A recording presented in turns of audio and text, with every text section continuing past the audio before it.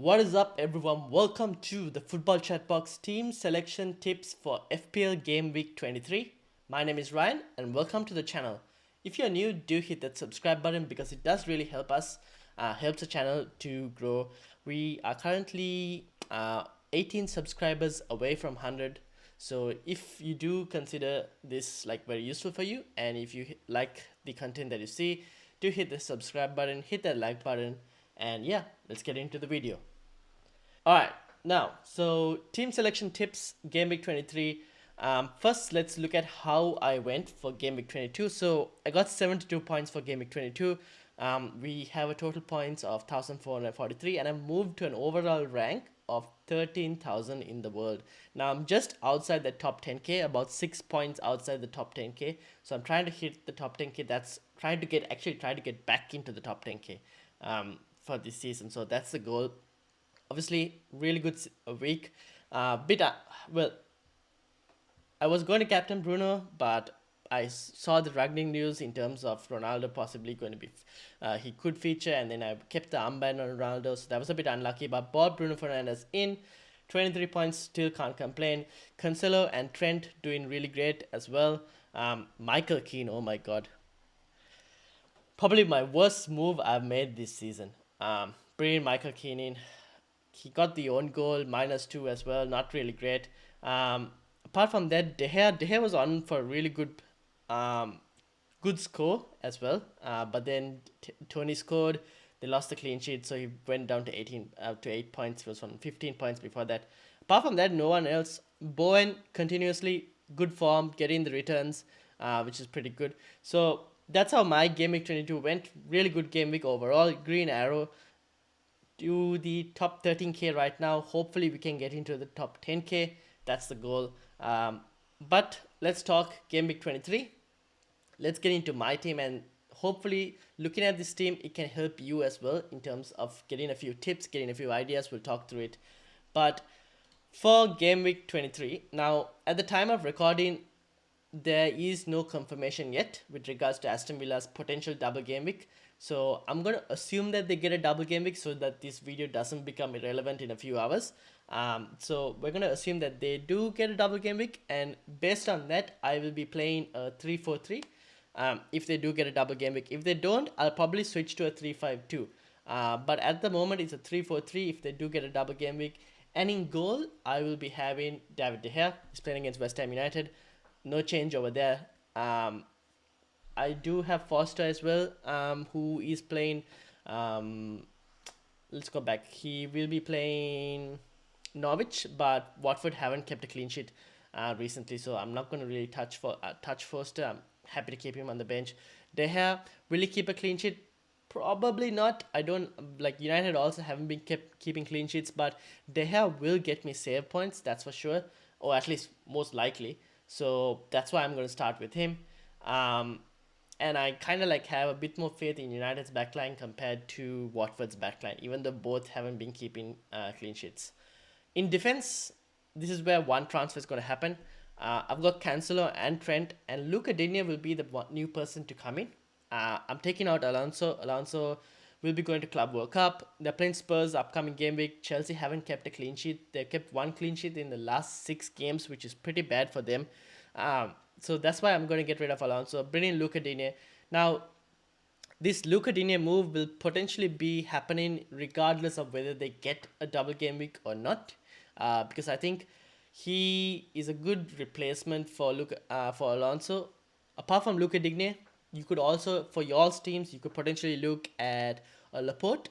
If you had a Alonso or Reece James, he is also a really good option. Laporte could be a really good option in terms of a double up of City. City have really good fixtures as well defensively, so you could potentially bring in Laporte. He's another player I did consider as a replacement option for Alonso, but just going to try and target, assuming they get the double game week. Look at it, I think could be a good option. Obviously, they do have target as well on that side, so there is a bit of competition, but Digne's attacking stats are much better than targets, so which is why I'm going with Digne and hoping that he will get more minutes than target over the upcoming few weeks. So that's my defensive transfers. In midfield, no change here at the moment, at least. Foden's Fernandes, Jota, and Bowen will be my midfield four.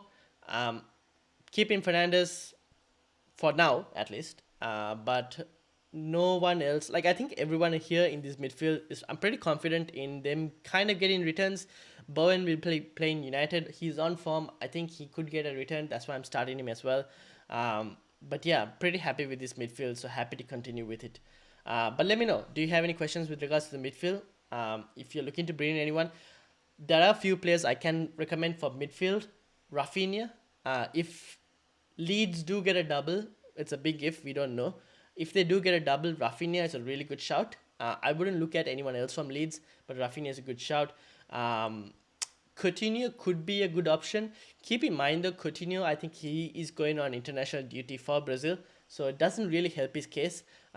If he didn't go, I would have been a bit more tempted because he could stay back, get some more like rhythm, understanding in terms of how Aston Villa play everything. I'm not sure how many minutes Coutinho will play, which is why I'm not.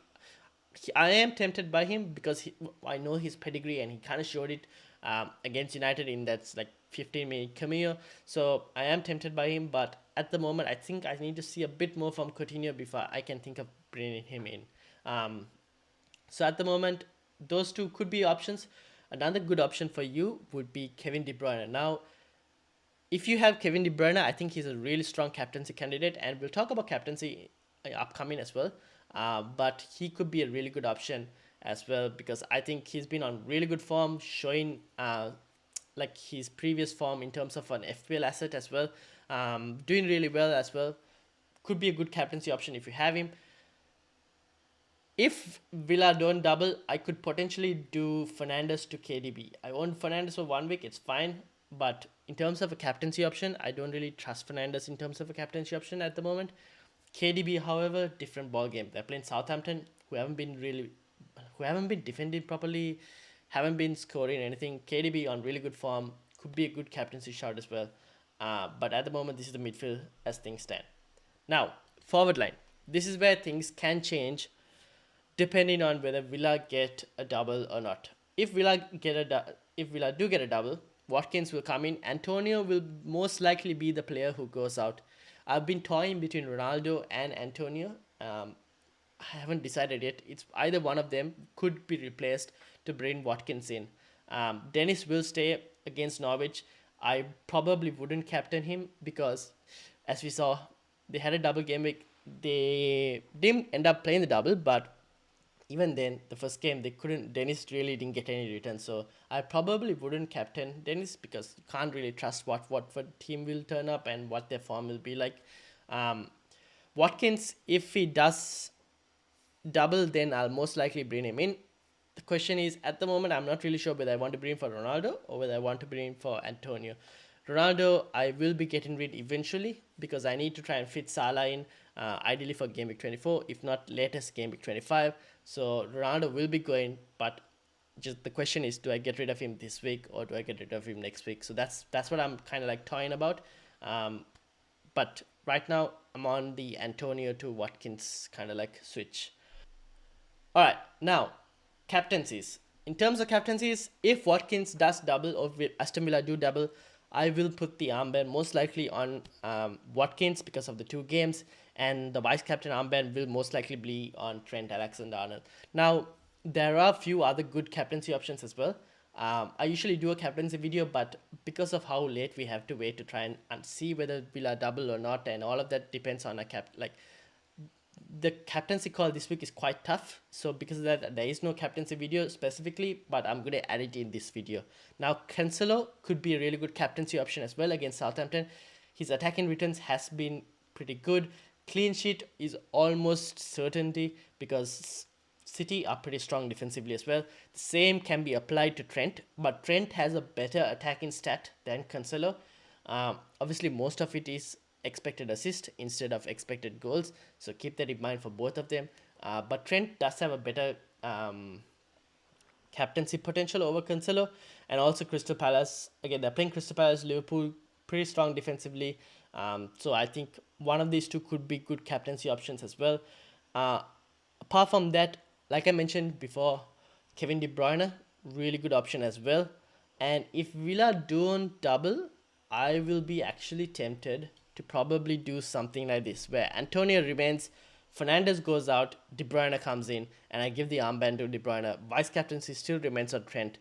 This could happen if Aston Villa don't double.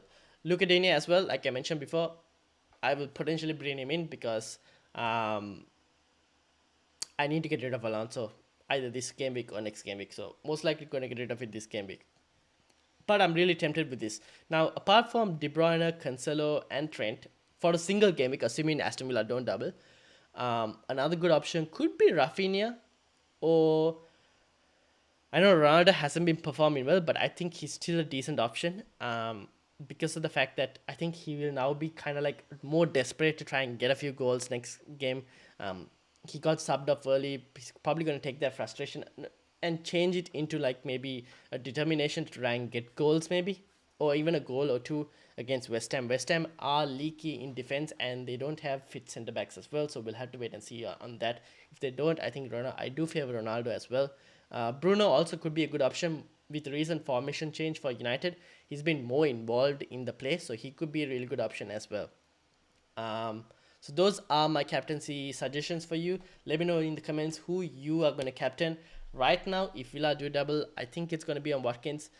If they don't, KDB is very tempting. If I don't bring in KDB, then it could be the armband could potentially go to Trent. I won't be against captaining a defender this game week because of the fact that they're playing a pretty decent team. Both Trent and Cancelo have good attacking stats to prove and good points. Just if you look at it, just like the points written over the last few game weeks, they also have that to show. So that's it for me. Let me know in the comments as well if you did enjoy this. If you reached up to this point, please do hit the subscribe button. We're trying to get to 100 subscribers. We're 18 away. I will be doing a deadline stream, not exactly at the deadline, but a bit more earlier. So keep in touch for that. Make sure to hit the subscribe button so you get notified when I go live. And I'll be answering all your questions live on YouTube. So make sure to hit the subscribe button, hit the like button as well. And I'll see you guys for the live stream tomorrow. Until then, have a good night, everyone.